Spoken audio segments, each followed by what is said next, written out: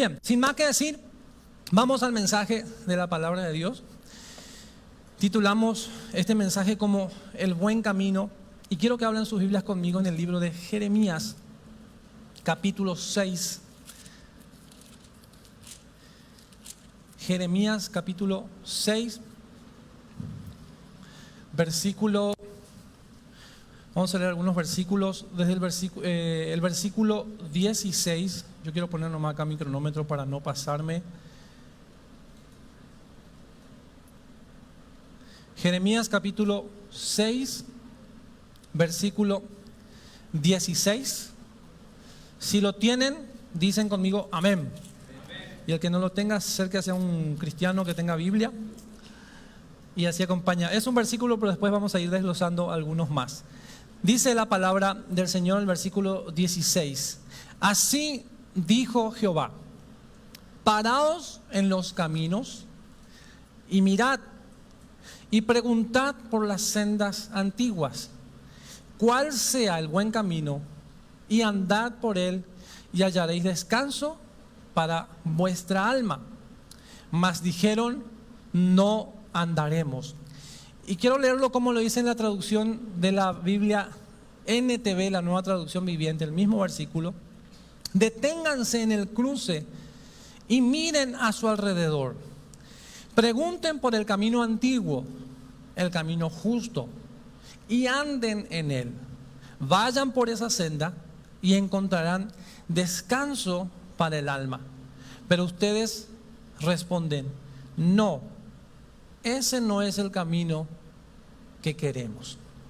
Señor, oramos por tu palabra, esta palabra que produce vida, que a medida que vayamos, Señor, transmitiendo el mensaje de tu palabra, sea tu Espíritu Santo hablando a nuestros corazones. Te lo pedimos en el nombre de Jesús. Amén. Bien, quiero compartir un poquito el contexto de este versículo. Es un versículo que en algunas ocasiones tal vez se lo ha malinterpretado hacia ciertos tipos de cultos, ciertos modismos, cierta manera de andar como cristianos evangélicos, pero en realidad quiero, con la gracia del Señor, poder compartir el sentido bíblico de este versículo. Párense en los caminos, así dijo el Señor: paraos en los caminos, mirad, preguntad por las sendas antiguas, cuál sea el buen camino, y andad por él y hallaréis descanso para vuestras almas. Mas dijeron: no andaremos. El contexto bíblico tiene que ver, el profeta Jeremías es el que escribe esto, inspirado por el Espíritu Santo o guiado por el Espíritu Santo, y está hablando en particular a un pueblo, al pueblo de Jerusalén, de la zona de Judá, el sur de Israel. Este es uno de los tantos pasajes donde el profeta Jeremías anuncia juicios de destrucción. Y en este caso son juicios de destrucción puntualmente para Jerusalén y Judá. Jerusalén vendría a ser la capital de la región de Judá. En nuestro idioma paraguayo, para el departamento de Judea sería así. Jerusalén era su capital. Y Dios ya venía hablando hace mucho tiempo, tanto a la gente del norte de Israel como a la gente del sur, en este caso a Judá, sobre el arrepentimiento de sus pecados. El profeta, en este mismo pasaje, en el capítulo 6, el que está anotando, puede seguirme y ir marcando en su Biblia o en su cuaderno de notas. Este profeta anuncia destrucción sobre la ciudad en el versículo 2. Anuncia guerra sobre esta misma ciudad en el versículo 3. Y en el versículo 9, él habla del tipo de destrucción que vendría sobre esta ciudad. Y era una destrucción total, pero minuciosa, donde no se escaparía nadie de esa destrucción. En el versículo 11 habla de la ira, que la ira del Señor caería sobre niños, caería sobre jóvenes y caería sobre ancianos. Y en el versículo 12, por tomar algunos detalles, también habla de las propiedades de la gente de Judea de Jerusalén, que se les serían quitadas y serían traspasadas a otros. Y habla de las mujeres, que las mujeres de los hombres, de las familias, de los esposos, serían quitadas de sus esposos y serían entregadas a otras personas. Terrible el panorama que se ve en este pasaje solamente. Pero si usted lee el libro entero de Jeremías, realmente hay anuncios de juicios desoladores sobre el pueblo de Israel. Y todo esto a consecuencia de los pecados de Israel. Ahora nosotros miramos esto y pareciera ser que vemos a un Dios que no tiene misericordia, que no tiene amor. Pero Dios nunca hace algo sin antes advertir, sin antes llamar, sin antes invitar a la persona a cambiar de vida. Y de hecho, a través del profeta Jeremías lo hizo. Jeremías escribió el libro de Lamentaciones. El libro de Lamentaciones habla del llanto de Jeremías, pero del sufrimiento que tenía este profeta. Fue un hombre que, no viene una palabra puntual a mi mente, pero que se mimetizó con el dolor del pueblo y que lloraba por los pecados del pueblo.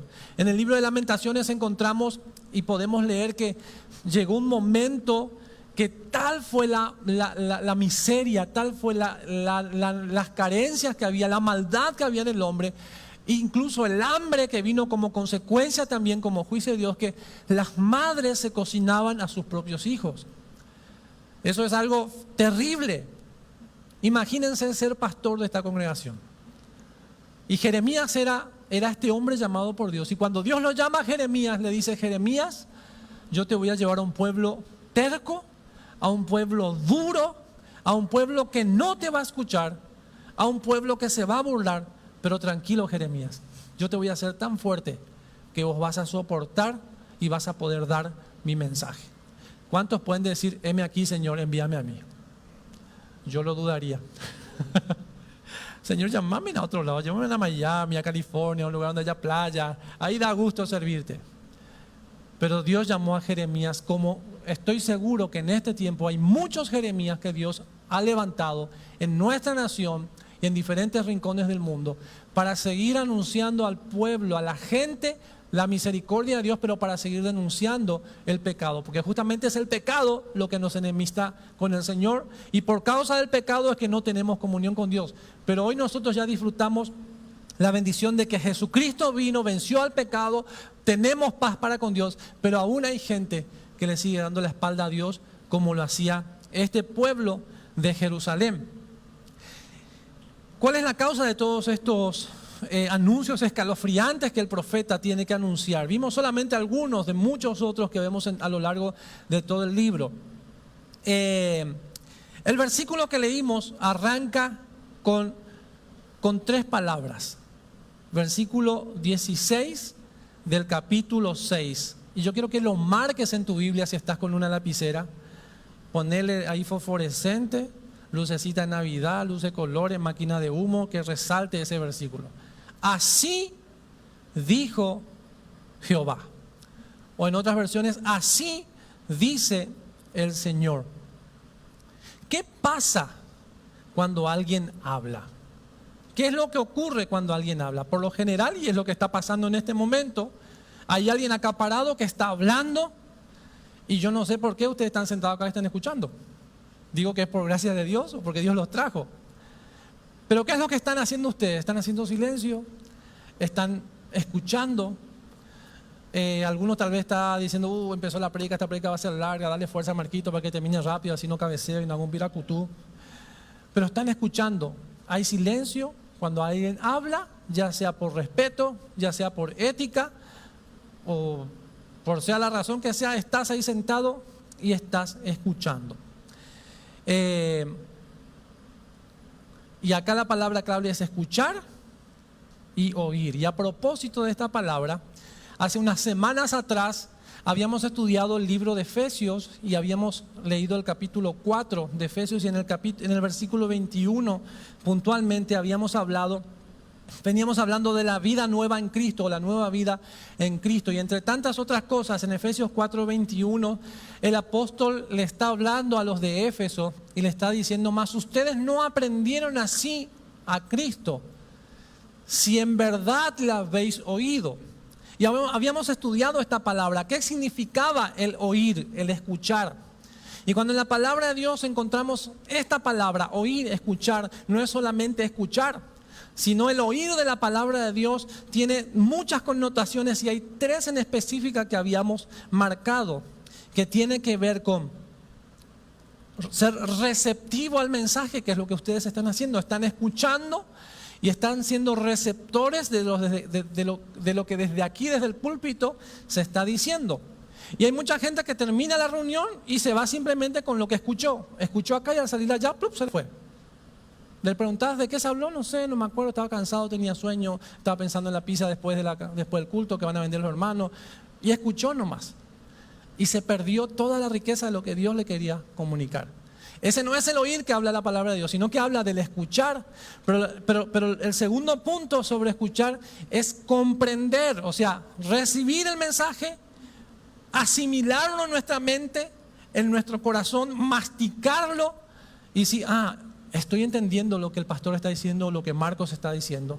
Y el siguiente punto sobre escuchar tiene que ver con obedecer, con poner en práctica lo que estamos escuchando. Y lo que estamos escuchando no es lo que Marcos está diciendo, no es lo que el pastor Miguel simplemente puede predicar, no es lo que algún hermano que te puede dar una palabra de aliento, de fe, es lo que te quiere transmitir, sino que estamos escuchando lo que Dios dice en su palabra. Y esto es palabra de Dios. Y la palabra de Dios dice la Biblia que es viva, es eficaz, es cortante, penetra hasta lo profundo y hace un trabajo extraordinario en la vida del hombre y de la mujer. Y porque la palabra de Dios es viva y eficaz, y porque hizo un trabajo extraordinario en tu vida, es que hoy vos estás acá y yo estoy acá en este lugar. Porque la palabra de Dios se hizo vida en nosotros.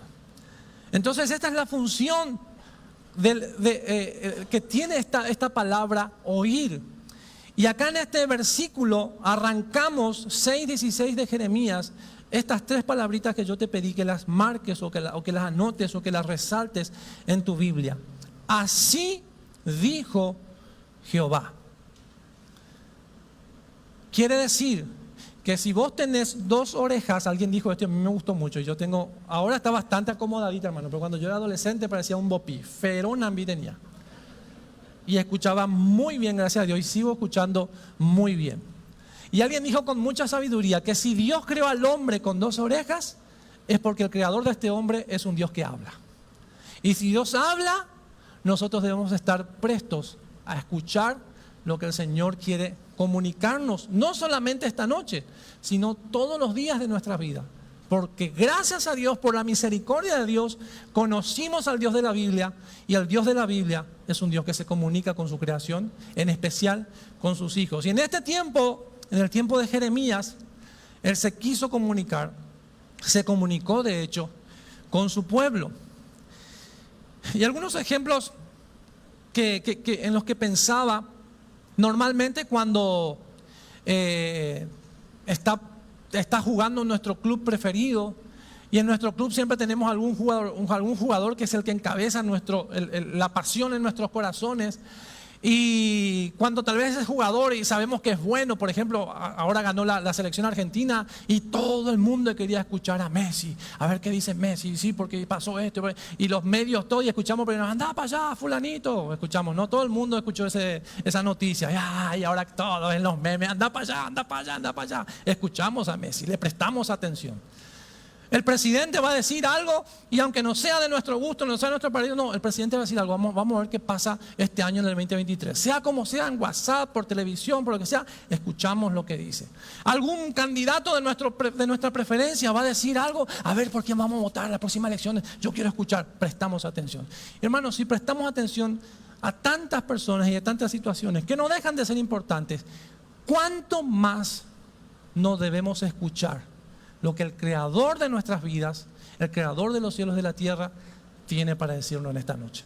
¿Cuántos quieren escuchar del Señor? Yo también quiero escucharlo. Así que vamos a ver qué es lo que nos quiere decir. Volviendo al punto, ¿cuál era el problema en este pasaje? Este pueblo, el pueblo de Jerusalén, el pueblo de la región de Judea, el pueblo del tiempo de Jeremías, no podía soportar que se les dijese en la cara o que se los confrontara con el peligro en el que ellos se encontraban. No sé si te suena conocido esto. Seguramente trataste con alguien, amigo, amiga, pareja, familiar, que estaba pasando por momentos que vos estás mirando cómo se está moviendo y decís, coajo aballita, no está caminando derecho. Y vamos a esperar nomás. Y si sos hijo o hija de Dios, vamos a orar. Pero a veces con orar no es suficiente y decir, pastor, ¿sabes que mi hijo tal cosa, mi esposo tal cosa, mi yerno tal cosa, y mi chico y tal cosa? Y listo, vamos a orar. Y el pastor también. Después ya va la antorcha de oración y ahí ya hay un contingente de personas que está orando. Pero vos seguís mirando y decís, parece que la oración no está funcionando. Y hay que orar. Pero alguien dijo, hay que hacer oración también. Entonces nosotros a veces nos toca confrontar. ¿Y qué pasa cuando te toca confrontar algo que la otra persona sabes que no está haciendo bien y sabes que la persona es consciente de que no está haciendo bien? Y vos decís, ¿sabes qué, queridito? Estoy viendo esto y esto. Y la persona, ay, cómo te quiero, te amo, venía acá. No va a ser esa la reacción. Se enoja. ¿Y vos quién te crees? Salí de acá, yo hago mi vida. Porque no nos gusta ser confrontados en aquellas cosas que fallamos. Esa es la naturaleza del ser humano. Y este pueblo de Israel no era diferente. Era un pueblo que no le gustaba ser confrontado. Y eran confrontados por Dios a través del profeta Jeremías. Dios ordena al profeta, en este caso Jeremías, que les advierta sobre la inminente destrucción y el castigo que se venía para ellos. Y vamos a verlo en el versículo 9. Del mismo pasaje, capítulo 6. Yo lo voy a leer en esta traducción. Dice, el Señor de los ejércitos celestiales dice, acá volvemos a encontrar la frase, así dijo Jehová, aún los pocos que permanezcan en Israel serán nuevamente recogidos, como cuando el que cosecha revisa cada vid por segunda vez para recoger las uvas que no se encontraron. Y lo leo en la Reina Valera. Así dijo Jehová de los ejércitos, del todo rebuscarán como a vid el resto de Israel. Vuelve tu mano como vendimiador entre los sarmientos. ¿Qué hacía el que iba a cosechar las uvas o el que cosecha uvas? Obviamente el que se dedica a esto trabaja mucho para que sus plantas de vides produzcan buenas uvas. ¿Y qué hace el agricultor? Las uvas se cosechan manualmente. Entonces es un trabajo bastante minucioso. Y las plantas normalmente están plantadas de cierta forma que el agricultor tenga un acceso fácil. Pero ustedes conocen la planta de la uva, tiene muchas ramas, tiene muchas hojas y a veces alguna fruta puede quedar escondida entre las ramas. Entonces pasa el agricultor levantando la cosecha y después hace una segunda vuelta más minuciosa y empieza a revisar todos los rincones, que no sea que se le escape ninguna sola fruta. Dios le estaba diciendo al pueblo de Jerusalén a través de Jeremías, así como el agricultor cuando cosecha sus vides es exhaustivo y hace que no se le pierda ninguna sola fruta, de esa misma manera los enemigos van a venir y van a destruir Israel y van a hacer una segunda y una tercera pasada si fuese necesario, de tal manera que nadie va a escapar de los enemigos. Dios estaba advirtiendo eso.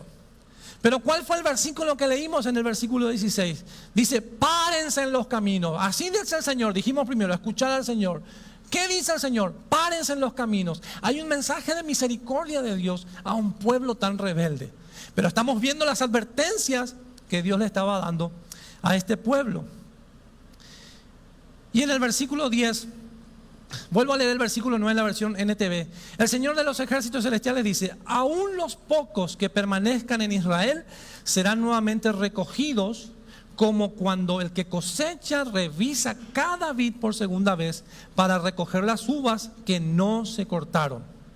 Pero el profeta le responde al Señor en el capítulo 6, versículo 10, el versículo siguiente, y dice el profeta, este profeta que ya estaba acostumbrado a este pueblo rebelde, este profeta que ya sabía que el pueblo no le iba a escuchar, Imagínense un predicador o tenés que dar un mensaje, tenés que dar la palabra en el grupo hogareño y sabés que la gente no te escucha, sabés que la gente no te va a escuchar. Debe ser horrible. Cuando en casa hablas con tu esposo, con tu esposa y tu esposo no te escucha, ya de por sí es feo y ahí ya empiezan muchos problemas. No es divertido el no ser escuchado y el profeta sabía esto. El Señor le dice al profeta, andá y advertiles. ¿Y cuál fue la respuesta del profeta en el versículo 10? ¿A quién hablaré? ¿A quién amonestaré para que oigan? ¿Para qué les voy a hablar si no escucharán? No pueden escuchar, porque sus oídos son incircuncisos. Impenetrables son las palabras de Dios en sus corazones. Esta palabra incircunciso tiene que ver con un mandato que les dio el Señor ya a Abraham. Abraham creyó en Dios por la fe, pero como señal de que él creyó, Dios lo manda a circuncidarse. Y tenía que circuncidarse en el cuerpo, pero acá está hablando de la incircuncisión de los oídos. ¿Qué pasaba? La gente no quería escuchar la palabra de Dios. La circuncisión tenía que ver con una señal en el cuerpo de que ese hombre era un hombre apartado para Dios. Nosotros lo llamamos santificados, somos santos. Dios nos santificó por la fe. En el tiempo de la gracia fuimos circuncidados en el corazón, fuimos marcados por el Espíritu Santo y fuimos apartados por la fe. Y esta gente tenía un corazón rebelde para con Dios. No querían escuchar la palabra de Dios. Tenían un corazón que no estaba apartado en sus actitudes para Dios. Y el profeta dice, Señor, ¿a quién le voy a hablar? ¿Para qué les voy a hablar si no me van a escuchar? Pero el Señor les mandaba que vayan y les dé el mensaje. La Reina Valera dice, no pueden escuchar. La palabra de Jehová les es cosa vergonzosa. No la aman. Qué pesado mensaje, hermano.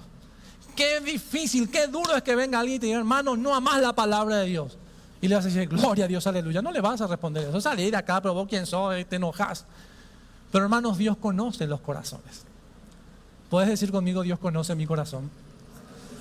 Yo no sé a quién Dios le estará hablando ya desde este momento. Pero hermanos, a veces somos tan rebeldes como este pueblo. Yo cada vez que miro historias del Antiguo Testamento digo, pero qué rebelde, después me pongo a meditar. Pero si Marcos y vos soy igual.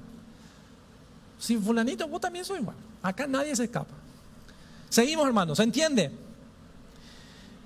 Estamos viendo uno de los puntos, ¿qué es lo que estaba pasando acá? Lo primero que vimos, no podían soportar ser confrontados por el Señor. El profeta recibía mandato de Dios para que Él les hable, pero ellos no querían escuchar. El profeta ya sabía que no iban a recibir el mensaje. Segundo, estaban muy afanados y aficionados a lo mundano. Siempre cuando pienso en esto, y cuando veo algunas situaciones en medio de la iglesia de Cristo, y no hablo de Barrio Obrero, sino hablo de la iglesia de Cristo en general. Y siempre viene esta frase a mi corazón, y lo comparto mucho con mi esposa y con algunos hermanos con los que compartimos, muchos saben que también lo comparto. Y pienso en esta frase: cuando llegamos a Cristo, acá en Barrio Obrero llegaron todos reventados.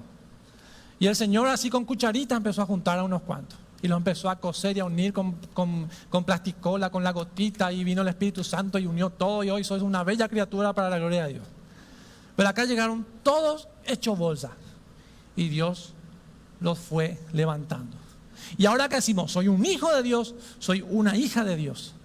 Pero sabe que en algunos hijos de Dios uno mira su caminar, y yo me hago esta reflexión, y a veces la hago para mí mismo. ¿Qué parte de que somos cristianos no hemos entendido? El apóstol Pablo dice, ya no vivo yo. Eso quiere decir, hermano, que tu carne, tus gustos, tus pasiones, todo lo que en el mundo te gobernaba, en teoría ya no tiene que estar en vos. Y si hay algo que del mundo todavía gobierna tu vida, o del sistema en el que antes vivías lejos de Dios, todavía tiene lugar en tu corazón, y no lo estás pudiendo manejar, este es el momento para que le digas, Señor, yo sé que esto no te agrada y no puedo con esto, ayúdame. Esa es la actitud correcta de un cristiano, el reconocimiento, el humillarse. Pero ¿cuál es el problema de muchos cristianos? Que saben que los hermanos lo están mirando, y si ven al pastor, esquivan, hacen 2 cuadras más. No, el pastor me va a ver porque sabe que estoy mal. Y no te escondes de Dios, hermano. Lo que tiene que importar es que Dios te ve. Y te tiene que importar que Dios te ama, que Dios nos ama. Pero así como nos ama, también Dios nos corrige. Y esta gente, otra de las situaciones que tenían es que estaban muy afanados y muy aficionados a las cosas del mundo y procuraban únicamente acaparar riquezas materiales, aunque si hacer riquezas perjudicara a su prójimo, no les importaba. Fíjense el versículo 13. Porque desde el más chico de ellos hasta el más grande, cada uno sigue la avaricia. Eran avaros.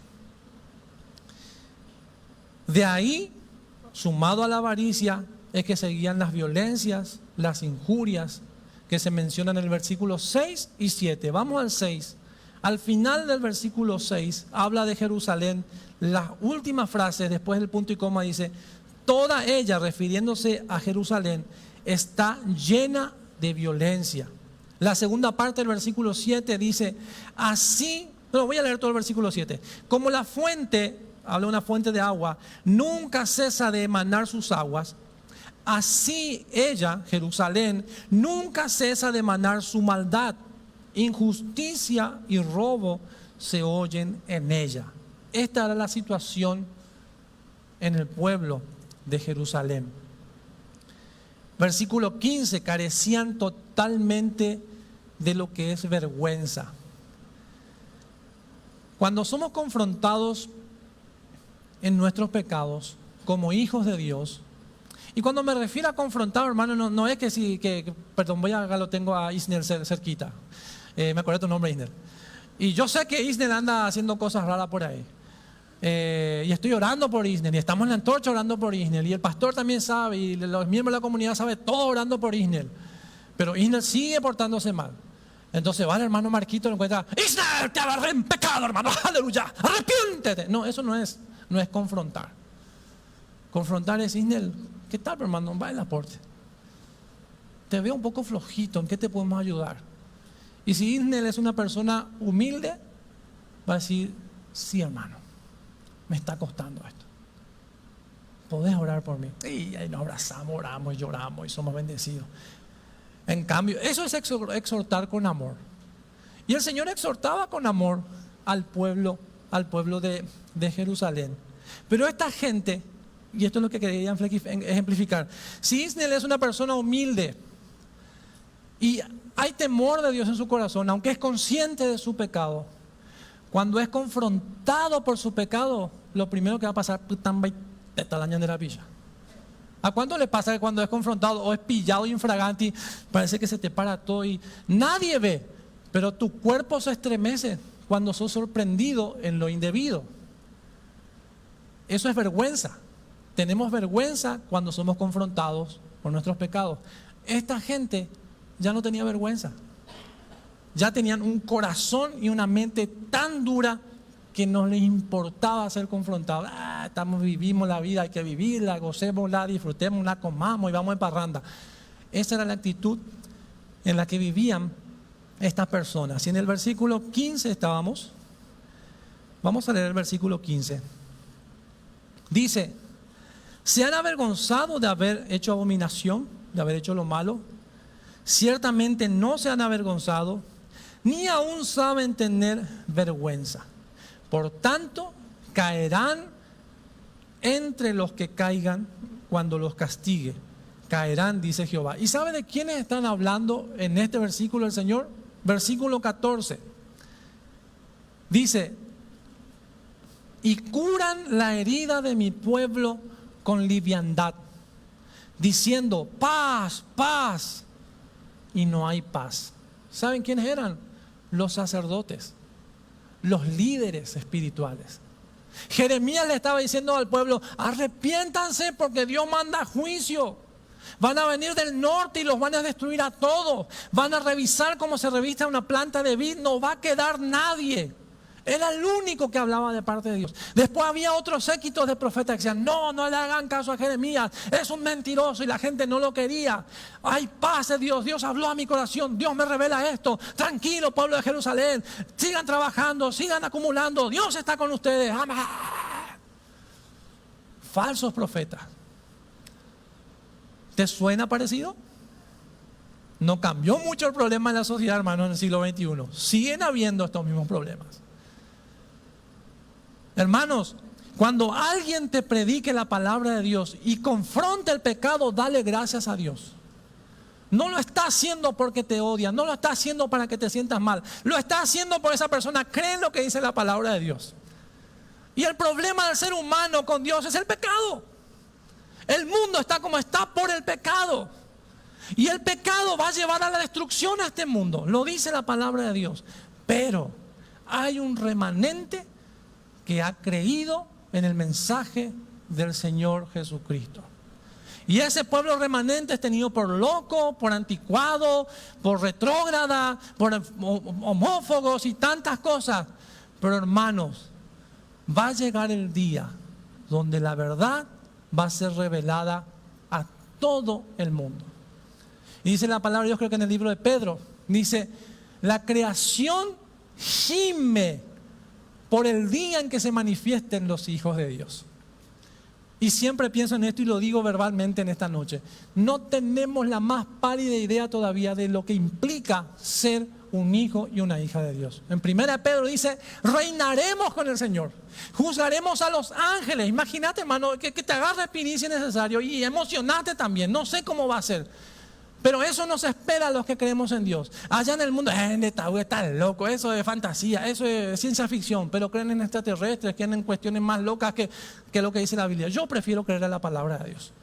¿Sabe por qué le creo a la palabra de Dios? Porque la experimenté en mi vida. Porque se hizo carne en mi vida. Yo lo viví, lo palpé y lo estoy caminando. Hay muchas cosas que todavía tengo que aprender. Hay muchas que tenemos que aprender. Hay muchas cosas en las que estamos flacos todavía. Pero el Señor nos dice en el versículo 16, Iglesia Más que Vencedores Barrio Obrero, en Asunción, Paraguay. Y a través de la Iglesia Más que Vencedores Barrio Obrero en Asunción, Paraguay, y al mundo entero le gritamos al mundo, Paraguay, párense un poquito. Deténganse un ratito de todo lo que están haciendo. Escuchen lo que el Señor está diciendo. Vos sos parte de este pueblo que va a anunciar las virtudes del Señor. ¿Cuántos creen esto? Entonces eran juicios tras juicios. Y lo último, los sacerdotes, los líderes, ellos iban a caer junto con todo el pueblo, porque estaban generando pecado en medio de la sociedad. En vez de hablar mentiras, dice, curaban las heridas con liviandad. Y me acuerdo de una anécdota que les quiero contar. Mi mamá tiene un problema crónico en de las varices, muy crónico. Y cada tanto a ella se le abren úlceras en las piernas, y estas úlceras están abiertas por 6 meses, 8 meses, 1 año, es muy doloroso. Y yo salí muy parecido a mi mamá. Pregúntenle a Gaby, cuando me duele algo, ay, mi amor, no me puedo levantar, voy a trabajar, y resfrío nomás lo que tengo. Mi mamá es muy sensible al dolor, y un día esa semana estaba muy adolorida, con mucha fiebre, y estaba con las piernas levantadas, y se había sacado todas las vendas y tenía una herida abierta bastante grande. En un momento hacía mucho calor, estábamos tomando té y yo estaba mirando la pierna de mi mamá. Y mientras miraba decía, Dios mío, ¿qué puedo hacer? Y realmente un problema que a toda la familia nos angustiaba, ¿verdad? Y nos sigue angustiando. Orábamos, que se puede. Ese día estábamos en silencio, yo estaba mirando la úlcera de mi mamá. Y en un momento así veo, una cosita blanquita sale de adentro. Y yo me quedo así, no dije nada. Me puse a mirar, al ratito, ¡tac!, otra cosita blanquita. No puede ser, no dije nada. Me acerqué a Ñembotado y lento, no dije nada, mamá, y la miré más de cerca. Mamá, ¿cómo estás? ¿Te duele? Sí, no, que esto, que otro. Ya veo 2, ¡plac! Tenía gusanos en su herida. Mamá, tenés gusanos. Casi se desmaya y yo atrás de ella casi me desmayo. La llevamos al centro de salud, 70 gusanos le sacaron. Y le dolió muchísimo porque era con la pinza y era meter, escarbar, pero era sacar o que los gusanos. Y a mí, hermanos, me dio una, no sé cómo decirle, eso que está sintiendo vos, bueno, eso. ¿Y por qué le pasó eso? Porque ella era muy adolorida y se pasaba la gasita así nomás. Ella tenía que meter gasa y chácate. Estoy exagerando un poco, ¿verdad? Y por no hacer eso, se quedó como 3 días en el hospital internada porque tuvieron que intervenirla de otra manera. Eso es lo que muchos hacen cuando predican la palabra livianamente. Hermanos, cuando Dios habla mensaje de esperanza, de fortaleza, avivamiento, gloria a Dios, aleluya, danzamos, saltamos. Pero hermanos, nuestro Dios de gracia, de victoria, de gozo, alegría, es un Dios justo y que nos dice, no soporto el pecado. Donde hay pecado no me puedo mover. Entonces, el que tiene a cargo comunicar eso, tiene que compartir lo que Dios dice. Si no, vamos a ser como esos falsos profetas que decían a la gente, sosiego, no pasa nada. Cuando tal vez hay cuestiones que tienen que ser solucionadas. Entonces, hermano, cuando se predique la palabra de Dios y te sea un poco dura la palabra, decir al Señor, gracias. Gracias porque me estás hablando. Y ayúdame a poder ser una iglesia fiel. Humanamente es difícil. En nuestras fuerzas es difícil, hermanos. Si no, pregúntenle a mi esposa. Acá ustedes me ven, ay, qué lindo, cómo predica, microfonito, pintucha. Pero pregúntenle a mi esposa en la semana, ¿qué tal, hermano Marcos? No le cuentes todo, mi amor, algunas cosas nomás. Lidiamos con los mismos problemas porque somos carne y hueso y necesitamos tanto de la gracia de Dios como el más vil pecador que todavía no conoce a Cristo. ¿Se entiende, hermanos? Todo esto es lo que endurecía el corazón contra la palabra de Dios y contra la predicación, en este caso de sus profetas, al pueblo de Dios. Hay un versículo que no lo busqué, creo que está en Proverbios, si mal no recuerdo, pero dice, si oyeres hoy su voz, no endurezcas tu corazón. No sé en qué Dios te puede estar hablando hoy. No sé en qué Dios te va a hablar a futuro, porque hermano, el año 2023 Dios te va a seguir hablando. Y van a haber momentos que va a venir el Señor con ánimo, con fortaleza, ministerio, aleluya, gloria a Dios. Pero van a haber momentos donde Dios nos tiene que hablar fuerte. Porque Dios conoce de lo que estamos hechos. Y cuando Dios te hable fuerte, hermanos, no endurezcamos nuestros corazones. Buscad a Jehová, entre comillas, subrayado, máquina de humo fosforescente, lucecita de colores, mientras pueda ser hallado. Búsquenle en tanto que Él está cercano. Quiere decir que va a haber un día que ya Dios no se va a dejar encontrar. Quiere decir que va a haber un día donde Dios ya no va a estar más tan cerca como pensamos que está. Entonces, mientras Dios habla a tu corazón, no lo endurezcas. Y mientras Dios está, búscalo. ¿No sabes cómo hacerlo? Llama a los hermanos, pedí oración, juntate en la antorcha, hacemos vigilia, no sé, lo que sea. Pero busquemos al Señor mientras hay esperanza. ¿Qué debía hacer el pueblo? Bueno, a pesar de todo esto, les decía en el versículo 16, encontramos un mensaje de esperanza. ¿El pueblo qué tenía que hacer? Ya dijimos las primeras 3 frases del versículo 16. Así ha dicho Jehová, escuchar lo que dice el Señor. Segundo, lo que sigue en el versículo 16. Así ha dicho Jehová, dice, paraos en los caminos y mirad. Decíamos que Dios está llamando la atención a este pueblo de Jerusalén, como diciéndoles, quiero hablar con ustedes, escúchenme. Si hablara guaraní el Señor decía, se domina gente. Así diría el Señor. No sé, acá en Barrio, no, acá en Barrio no, a lo de Judea, a esa gente, a nosotros no. Dejen un rato todo lo que están haciendo, porque esta gente estaban haciendo muchas cosas, pero estaban haciendo desastre en sus vidas.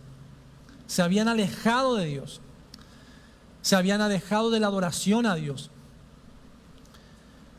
Había muchas maldades en medio de ellos, leímos ahí algunos versículos. Cometían muchos pecados, no les importaba el prójimo, con tal de llegar a una meta cortaban cabeza, destruían, no les importaba.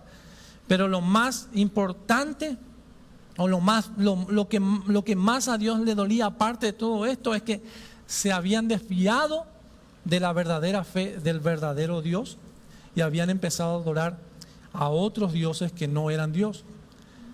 Acompáñenme unas hojas más adelante, capítulo 18 del mismo libro, unas 3 o 4 hojas más.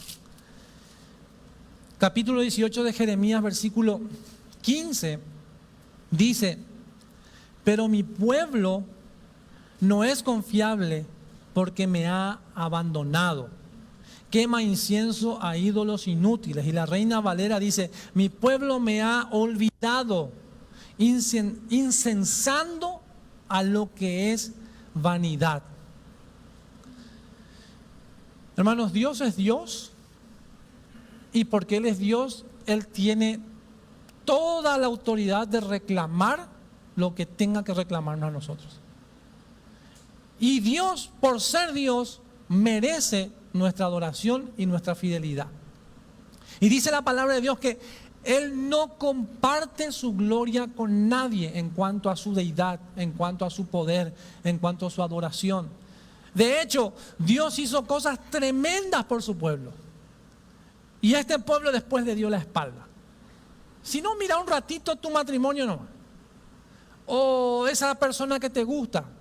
Y nosotros los muchachos muchas veces nos desvivimos por llamar la atención de nuestra compañera o quien vaya a ser nuestra compañera.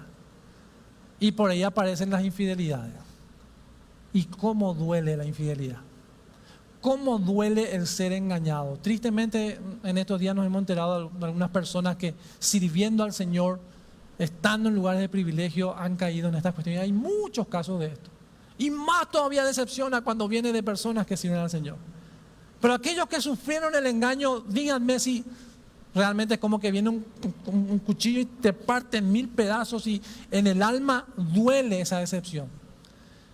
Y ese es un sentimiento que Dios puso en nosotros, porque Dios es un Dios fiel y Él pretende que su iglesia, que sus hijos sean también fieles, así como Él es. Dice la palabra de Dios: sean santos porque yo soy santo.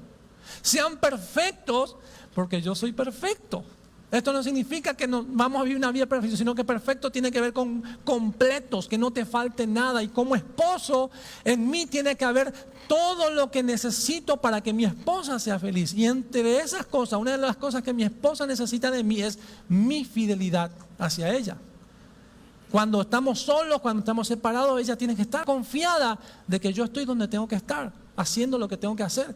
Cuando eso se rompe, hermanos, qué difícil es que la confianza sea restaurada. Y a Dios le dolió y le duele en el corazón cuando aquellos que le conocieron después le dan la espalda para servir a otros dioses que no son dioses. ¿Se entiende lo que quiero compartir, hermano? Es lo que más le dolió al Señor de este pueblo, su infidelidad. Oseas capítulo 2, y voy terminando. Oseas capítulo 2, voy a leer en mi Biblia.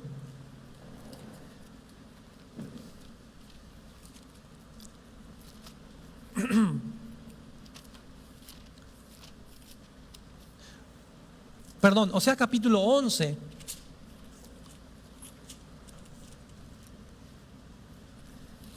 Dice, antes de leerlo, repasamos. El Señor le dice al pueblo: así dice el Señor, paraos en los caminos y mirad. Dios estaba llamando la atención a este pueblo. Este pueblo le dio la espalda, desobedeció, cometió pecados, injurias, lastimó. Desastre era la situación de este pueblo. Y encima empezó a adorar a otros dioses.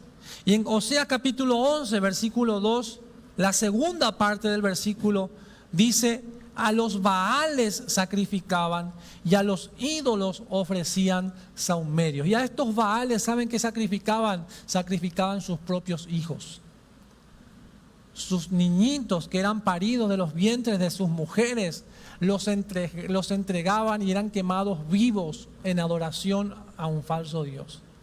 Si a nosotros nos es repugnante, ¿cuánto más al Señor no le era repugnante lo que su pueblo estaba haciendo, lo que sus hijos estaban haciendo? Una de las tareas constantes, hermanos, que nosotros tenemos que hacer como iglesia de Cristo es examinarnos a unos mismos. Y en 1 Corintios 11, cada vez que participamos de la cena del Señor, leemos ese versículo. Examínese cada uno a sí mismo. Examinarnos cómo estamos. Te hago esta pregunta y no hace falta que me respondas. ¿Cuántos de los que estamos acá hoy saben cómo se encuentran? Yo sé cómo me encuentro. Yo sé en qué cosas estoy flaco, yo sé en qué cosas estoy fuerte, pero casi siempre en lo que tenemos que detenernos y examinarnos es en qué podemos estar alejándonos del Señor. Dice la palabra del Señor, aquel que piensa estar firme, ojo, ahora sí póngase palito de fósforo acá, de costado también, tenga cuidado de no caer. Yo en algunas experiencias donde terminé cayendo y revolcándome en el pecado, me acuerdo que como hijo de cristiano le decía a mis compañeros, yo nunca voy a caer en eso. Yo sin barete, yo evangelio. No sabía lo que estaba diciendo. Al poco tiempo, junto con esa gente, milanesa de pecado era mi vida. ¿Por qué? Me la creí. Y cuando te enorgulleces, el orgullo del principio es la caída, hermano. Así que, hermanos, que el Señor nos ayude. Examinémonos cada uno de nosotros. Efesios 5:15, para anotarlo, dice: mirad pues con diligencia cómo andéis, no como necio. ¿Quién es un necio? Un necio es una persona que yo le digo, mira, esto es blanco. El necio me dice, no, eso es negro. Olimpita, tala, tipo.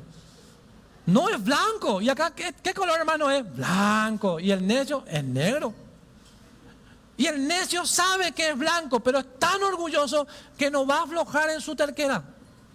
Y va a seguir obstinado en lo que sabe que está mal.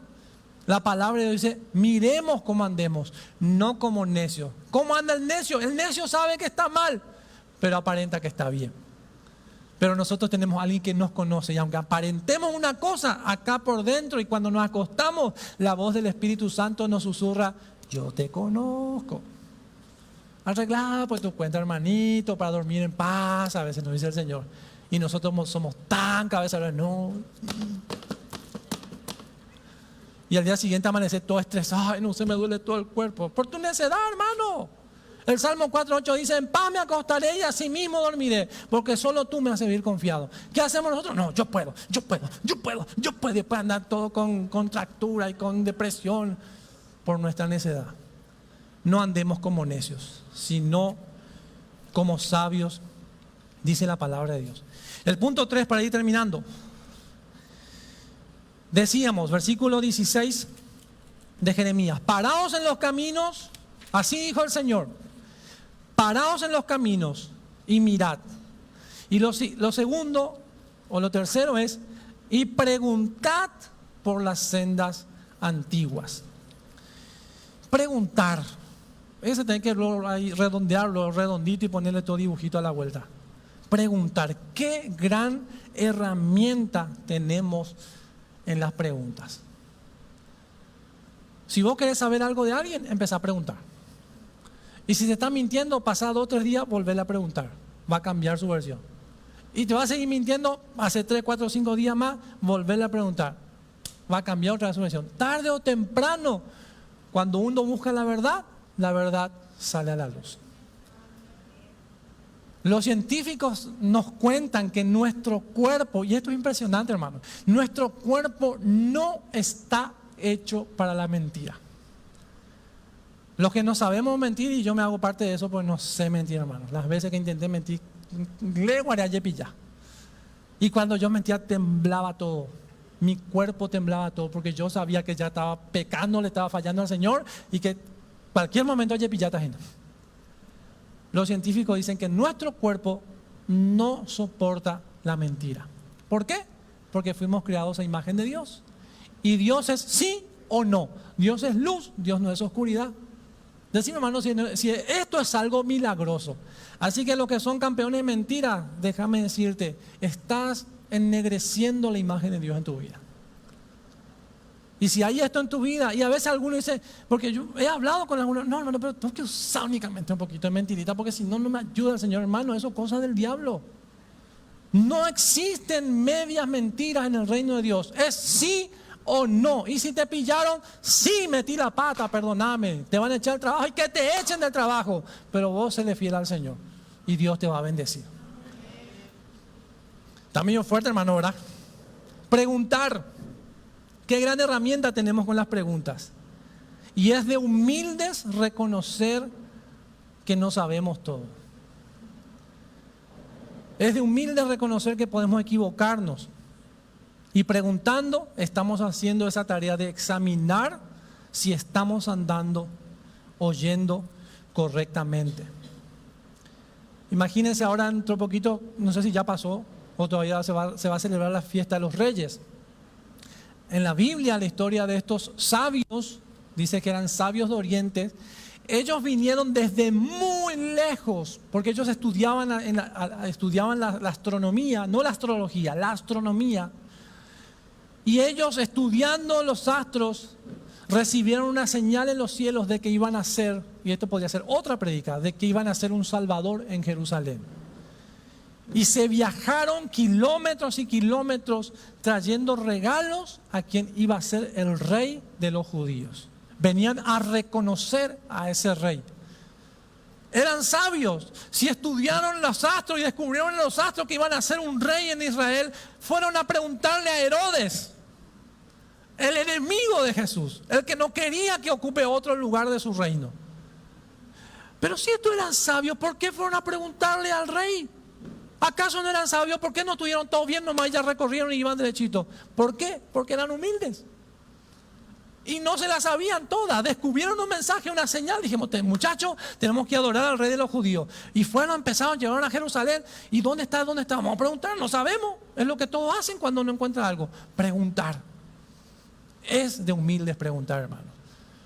Y dice la palabra, paraos en los caminos, preguntad. ¿Qué es lo que tenemos que preguntar? Por las sendas antiguas. Y estamos viendo acá la historia de una nación de la que Dios dice de esa nación es mi hijo, dice Dios. Y está hablando con ella, con esa nación, le está llamando la atención, le está disciplinando a su hijo. Ahora, ¿dónde comienza toda esta historia? En Oseas capítulo 1 podemos ver 11:1, leo rapidito. Dice, Oseas 11, vamos a leer los primeros 3 versículos. Dice el versículo 1 de Oseas capítulo 11. Cuando Israel era muchacho, yo lo amé. Y de Egipto llamé a mi hijo. El versículo 2. Cuando más lo llamaba, tanto más se alejaba de mí. A los Baales sacrificaban y a los ídolos ofrecían sahumerios. Y el versículo 3. Yo con todo, esto dice el Señor, enseñaba a andar al mismo Efraín tomándole de los brazos y no conoció que yo lo cuidaba. Cuando Israel era muchacho yo la amé. ¿Quién era Israel? ¿Se acuerdan de Jacob? Jacob es el hombre que su nombre significaba mentiroso. Jacob era hijo de uno de los patriarcas de Dios y Jacob terminó siendo padre de los 12 hijos de la tribu, de las diferentes tribus de Israel. Pero Jacob antes era un hombre mentiroso, engañador, confabulado con su madre, engañó a su papá para recibir bendición, le robó la primogenitura a su hermano mayor, que esto era algo muy sagrado para los judíos. Después vivió una vida engañando a otros, pero esto le traía consecuencias a su vida. Hasta que un día todas las consecuencias de sus pecados se encontraron frente a él, no tenía escapatoria y ahí empieza a buscar a Dios. Y dice que clamó a Dios, estuvo toda una noche, Dios apareció y dice que peleó con Dios. Esa es otra prédica. Y dice que el Señor le decía, Jacob, soltame, porque está amaneciendo. No te voy a soltar, Señor. Soltame, Jacob. No te voy a soltar, Señor, hasta que me bendigas. Y el Señor le dice, ¿cuál es tu nombre? Jacob, que significa engañador. Esa era su vida. Entonces el Señor le dice, ya no te vas a llamar Jacob. Ahora tu nombre será Israel. Israel significa el que peleó con Dios y venció.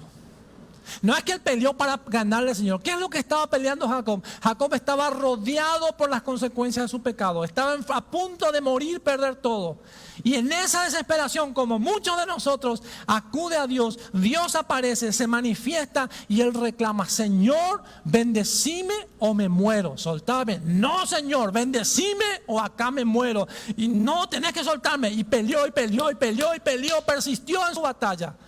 Y el Señor le dice: ya no te van a conocer como un engañador. Ahora te van a conocer como aquel que peleó con Dios y obtuvo su bendición. Tremendo. Este Jacob termina siendo el padre de los 12 hijos que representan a los príncipes de la tribu de Israel. Y con el tiempo terminan estando en Egipto. Fueron como una familia pequeña, pero crecieron, se hicieron una grande nación. Crecieron tanto que el faraón les empezó a tener miedo, porque eran poderosos y eran fuertes. Entonces el faraón dice: esta gente un día se nos pueden dar vuelta y pueden conquistar el reino, así que vamos a empezar a esclavizarlos. Los hicieron esclavos, 400 años sufrieron, lloraron, clamaron, se olvidaron también de Dios. Pero había gente que clamaba y Dios levanta un libertador, Moisés, y los quita de la esclavitud. Y ahí Dios reconoce a Israel como su nación, no solamente a Jacob, sino a todo el conjunto de los descendientes de Jacob como su nación. Y el Señor dice: cuando Israel no era nación, cuando Israel era chiquitito, cuando nadie lo conocía Israel, yo ya lo amé y lo saqué de la esclavitud en la que se encontraban. Lo saqué de Egipto. El versículo 2 dice: ¿qué pasa? Dios lo saca a Egipto. Conocemos la historia de Israel. Ni bien salieron, ya empezaron a murmurar, ya empezaron a pecar, que no tenemos agua, que nos van a matar, que el mar rojo. Y Dios, ¿qué pasaba? Usaba a Moisés, abría el mar en dos, mandaba comida, mandaba sombra, mandaba agua, todo el tiempo. Pero ¿qué pasaba? En el desierto aparecieron otros pueblos que los engañaron para servir a otros dioses. Y ya desde el desierto Dios enviaba a sus siervos. Y dice: cuanto más los llamaba, ellos tanto más se alejaban. Estos días compartimos con nuestras sobrinitas hermosas, lindas, amorosas, pero terribles.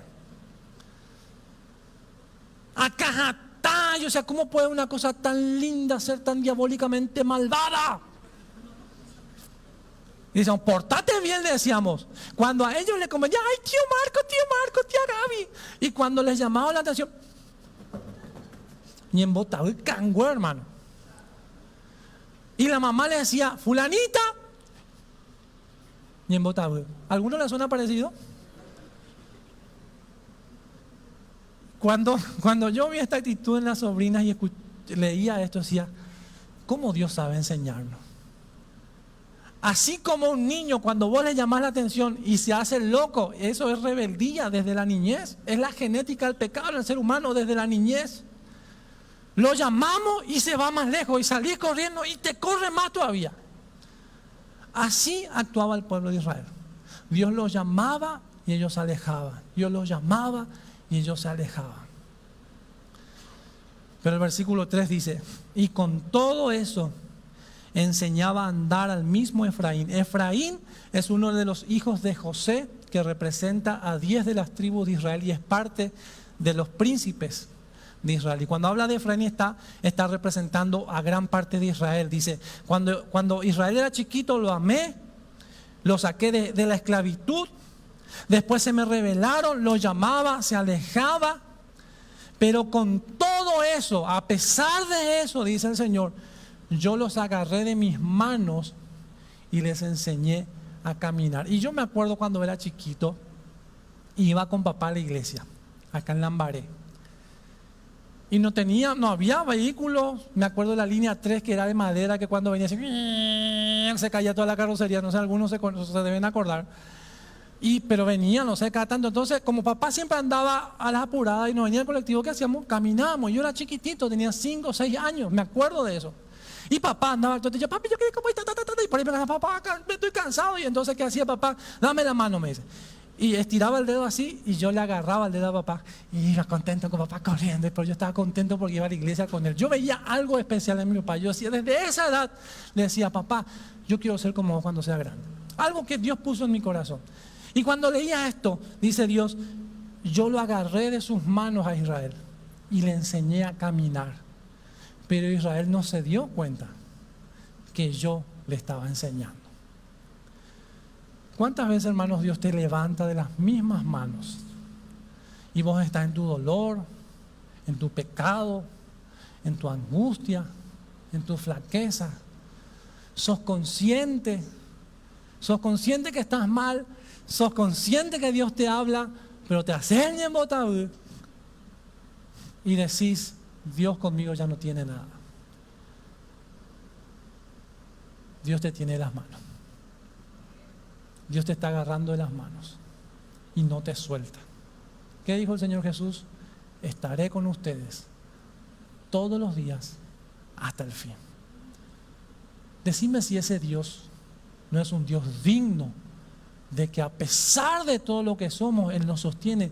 No es digno de nuestra adoración, no es digno de nuestra obediencia, no es digno de todo lo que somos. Ese era Israel. Entonces a ese Israel que Dios lo sacó, Dios le dice, párense, dejen todo lo que están haciendo, o dejen su pecado. Yo sé que es un desastre, pero pregunten, ¿dónde está Dios? ¿Cómo hago para salir de esto? Ya no puedo más, pastor, ya no puedo más, hermanos, ya no puedo más, Señor. Vuelvan a las sendas antiguas. ¿Cuáles son las sendas antiguas? Ahí me dice mi esposa, ya está, esa es la senda antigua, hay que terminar. ¿Cuáles son las sendas antiguas? Recordá cómo eras cuando viniste al camino del Señor. Apocalipsis capítulo 2, 4 y 5 dice, tengo contra ti que dejaste tu primer amor. ¿Cuál es tu primer amor? Jesús. ¿Cómo era tu vida cuando conociste a Jesús? Orabas, leías la Biblia, caminabas con Dios, le preguntabas cosas, Dios te hablaba, Dios te respondía y era muy lindo. Y imagínate un ratito, vos siendo un chiquitito así que vas corriendo, Señor, espérame, no te vayas. El Señor te estira el dedito y vos le agarras el dedito, ay Señor, qué lindo, yo voy como. Bueno, ese es el primer amor, estar con el Señor. Volvé a las primeras obras, arrepiéntete de tus pecados y haz las primeras obras, dice el versículo 5 de Apocalipsis capítulo 2. No sé cuál es tu vida, quiero que te pongas de pie. No sé lo que estás viviendo. No sé cuáles son las luchas que estás enfrentando. No sé cuáles son los pecados de los que no estás pudiendo salir. Pero el Señor te dice en esta noche, yo te conozco, yo te llamé, yo te saqué de la esclavitud del pecado. Te llamé muchas veces, te hiciste el loco, te hiciste la terrible, te fuiste lejos de mí, pero yo te estoy enseñando a caminar y estoy tirando mi lazo, mis cuerdas de amor, porque te quiero cerca de mí. No te resistas más. Señor, en esta noche te damos gracias por tu palabra, que nos confronta, que nos habla fuerte. Pero Señor, cuando entendemos la realidad de lo que somos, no nos queda otra que humillarnos ante ti reconociendo que tú eres nuestra única esperanza, que tú eres nuestra única salida. Señor, y vos nos conoces a cada uno de los que estamos hoy acá, incluso las personas que están conectadas o que van a ver tal vez este culto después, indiferidamente. Señor, apelo a tu Espíritu Santo que, más allá de lo que yo pueda haber dicho con mis palabras, que tu Espíritu Santo hable a los corazones, Señor. No queremos ser más ese pueblo como ese pueblo rebelde en la antigüedad, pero en nuestro tiempo a veces actuamos con rebeldía, a pesar de que somos tus hijos. Señor, y gracias porque tu amor es tan grande para con nosotros. Gracias porque aunque no somos conscientes, tú nos enseñas a caminar y nos tomas de las manos. Dice tu palabra en uno de los salmos que sobre las manos nos levantas para que nuestro pie no tropiece en piedra. Vaya a saber, Señor, de cuántas situaciones has guardado a tu iglesia, de la que nos hemos sido conscientes, Señor. Señor, terminamos un año donde anduvimos a las corridas. Yo anduve a las corridas y me consta de hermanos aquí también que anduvieron trabajando, esforzándose para salir adelante, algunos con ciertas complicaciones. Pero Señor, tú nos llamas en esta noche a no dejar de hacer las cosas importantes, pero a aquietar nuestros corazones. Parar, frenar un poco, y estamos en un tiempo propicio donde ya muchos tienen planificado el año. Algunos todavía lo están planificando, otros no saben para dónde salir corriendo. Pero es un tiempo propicio para frenar y preguntarte: Señor, ¿qué tenemos que hacer? Queremos volver a ti. Queremos volver al primer amor. Nos arrepentimos de nuestros pecados. Queremos saber qué es lo que querés para nosotros. Hay cosas que en teoría ya las sabemos, Señor, pero yo sé que también hay direccionamientos específicos que tú tienes para algunos aquí en medio de tu pueblo, incluso los que están viendo por las redes. Señor, ayúdanos a no volvernos locos en actividades solamente, sino en poder tener direccionamiento de qué es lo que tú quieres hacer con nosotros, con nuestras familias, con nuestros matrimonios, con nuestros hijos. Señor, somos tus hijos, tu iglesia, y como tales necesitamos vivir en obediencia a lo que tú nos demandas. Abre el entendimiento, abre los oídos, abre los ojos espirituales para que tu iglesia en este año no desperdicie energías de balde, sino que hagamos, y me hago parte, me incluyo, hagamos lo que tú nos llamas a hacer, Señor. Padre, gracias por tu palabra, gracias por mis hermanos, los bendigo en esta hora. Señor, para que la gracia, la bendición y la consolación de tu Espíritu sean sobre cada uno de nosotros. Guárdanos de regreso a nuestros hogares, en nuestro descanso, y que mañana nos levantemos con fuerzas nuevas, renovadas, para asumir nuestras responsabilidades, pero sin dejar de tener esto en mente. Queremos ser guiados por tu Espíritu en este año, Señor. Oramos por nuestros pastores, los bendecimos ahí donde se encuentran. Que tu gracia sea también con ellos, con su familia, con la iglesia de Cristo, en la familia Más que Vencedores, y la iglesia de Cristo en la nación del Paraguay, Señor. Bendecimos nuestra nación como iglesia en este tiempo. Lo hacemos en el nombre de Jesús. Amén, Señor. Amén. Le damos un aplauso al Señor. Le damos gracias. Gracias por esta noche. Y hermanos, terminamos este servicio. Nos encontramos el domingo. El domingo va a estar con nosotros el pastor Gustavo. Tenemos culto de Santa Cena. Así que vengan preparados para participar de la Cena del Señor. Pueden saludarse.